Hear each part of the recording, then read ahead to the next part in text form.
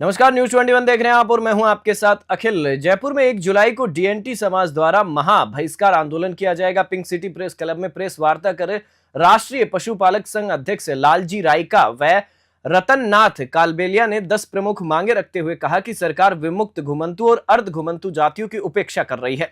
जातीय सूची में विसंगति, आरक्षण, शिक्षा, आवास, रोजगार और प्रतिनिधित्व जैसे मुद्दों पर सरकार ने कोई कार्य नहीं किया। रेनके व इदाते आयोग की सिफारिशों के अनुरूप डीएनटी समाज को 10% आरक्षण और अलग मंत्रालय की मांग की गई है। यह आंदोलन सरकार की उपेक्षा के विरोध में है। यदि मांगे नहीं मानी गई तो यह आंदोलन राज्य भर में फैलेगा। डीएनटी समाज की जनसंख्या 1.23 करोड़ है, लेकिन विकास से वंचित है। इस खास खबर में फिलहाल इतना ही। आप देखते रहिए न्यूज 21। बैठा के लाया जाता है, भोले भाले इंसान होते हैं, इसलिए जहाँ पे वोट डालना है वहाँ डलवाते हैं और फिर उनको छोड़ देते हैं। आपको 2-3 किस्से ऐसे मैं बताऊंगा। शमशान आदमी की मृत्यु होती है, कितने दुखदायी जो ये कारण है। शमशान भी नहीं है, 2-2 दिन तक लाश पड़ी रहती है, लेकिन शमशान उनका अलग नहीं है, इसलिए वो जला भी नहीं पाते हैं। इससे ज़्यादा और क्या उदाहरण दें। स्कूल में उन बच्चों को अलग से बैठाया जाता है कि ये अलग से बच्चे बैठेंगे, क्योंकि दूसरों में मिक्सअप नहीं होंगे। आज मतलब जो सोशल स्टिग्मा है, आप देखिए, सांसी समाज, कंजर समाज, ये क्या इंसान नहीं है? हम लोग जबरदस्त सभा करेंगे और वहाँ पे पूरा आंदोलन करेंगे।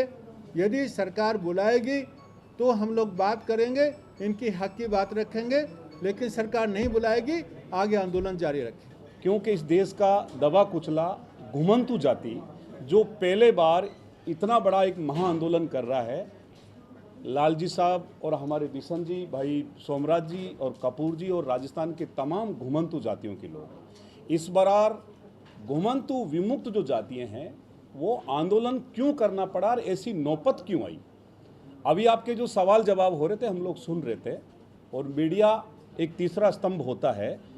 एक्चुअली के अंदर जो सरकार दावे करती है कि सरकार हर बार कहीं न कहीं कागजों के अंदर घुमंतु जातियों के लिए लाखों करोड़ों रुपए की घोषणा ही करती है, मगर एक भी घुमंतु बस्ती राजस्थान के अंदर कोई भी सरकार, चाहे वर्तमान की सरकार हो चाहे इनकी पहले की कोई सरकारें हों, कोई भी बता दे इनकी बस्ती में कोई समुदाय भवन बना, इनकी बस्ती में कोई पानी की टूटी लगी, इनकी बस्ती में जो बस्ती चरागाह में है, वन भूमि के अंदर है, सवाचक में उस जमीन की कोई किस्म चेंज होके इन समाज को कोई पट्टा मिला।